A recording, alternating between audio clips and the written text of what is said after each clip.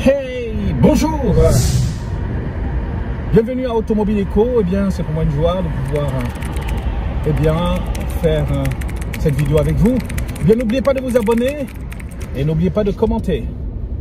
Pourquoi les voitures électriques d'occasion ont du mal à se vendre? Eh bien, je ne parle pas de la Tesla parce que la Tesla est une voiture quand même électrique de qualité. Donc, je pense que quand on veut vendre une Tesla, à moins que ce soit dans un état déplorable, je pense qu'on peut la vendre facilement.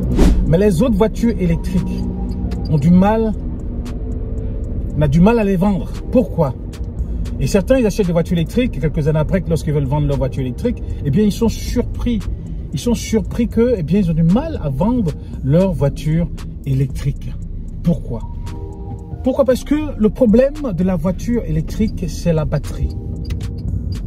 Parce que la charge de la batterie use.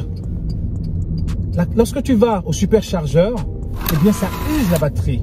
Lorsque tu charges chez toi, ça use la batterie. Veuillez vous abonner à notre chaîne et activer la cloche de notification. Et il y a des gaz qui se forment. Il y a une corrosion qui se forme. Il y a une oxydation qui se fait dans tout ce qui se fait de façon chimique dans la batterie.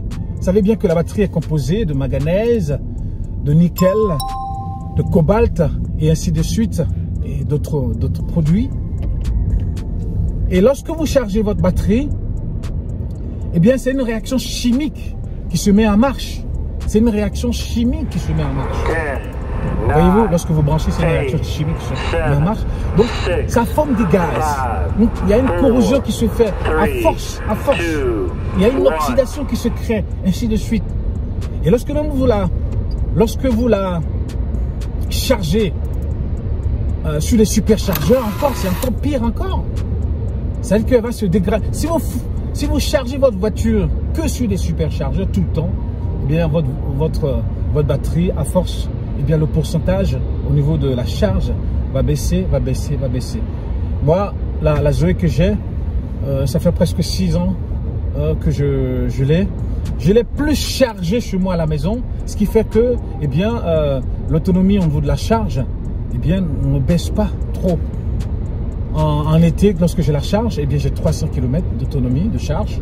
Eh bien, donc, je peux la rouler, aller travailler, revenir chez moi sans souci. Mais si je l'avais chargé sur un superchargeur tout le temps, je pense que l'autonomie aurait vraiment baissé. L'autonomie de charge aurait baissé.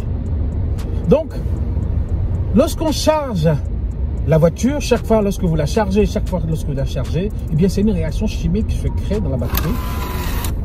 Et il faut savoir que depuis longtemps, eh bien, les scientifiques ont toujours eu ce problème.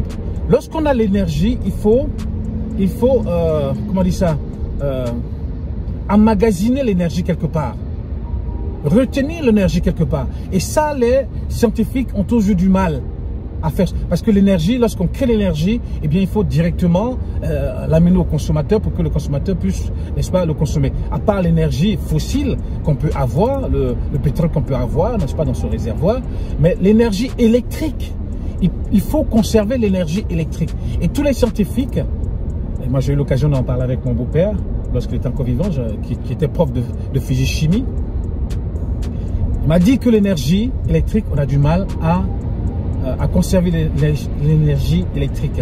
Donc c'est pour cela qu'ils ont créé les batteries pour pouvoir conserver l'énergie.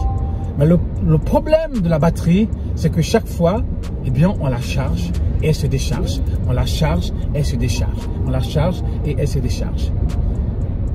Et lorsque on la charge et se décharge, eh bien, la batterie perd de sa puissance, perd jusqu'à ce que la batterie, eh bien, elle ne peut plus supporter la charge et ainsi de suite. Et après, bon, ben, on ne peut plus rien faire avec la batterie.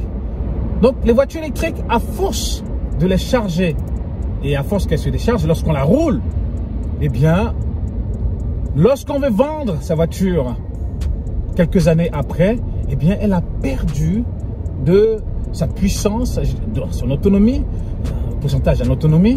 Donc, les personnes qui veulent acheter la voiture, eh bien, quand ils regardent la voiture électrique, qui a perdu la puissance de son autonomie. Voyez-vous, lorsqu'on la charge, ils n'ont pas envie de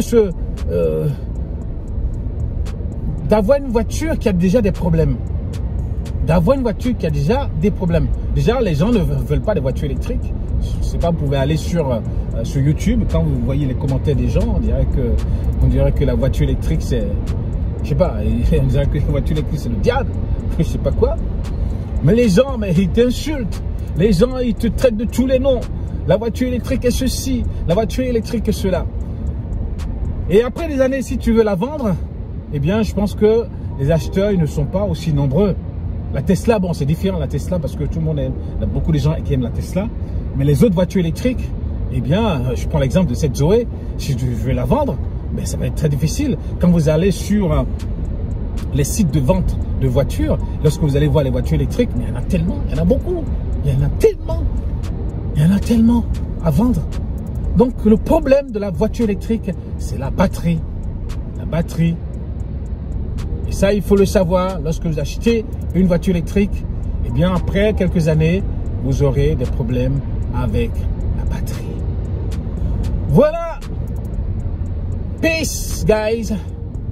N'oubliez pas de vous abonner. Merci beaucoup.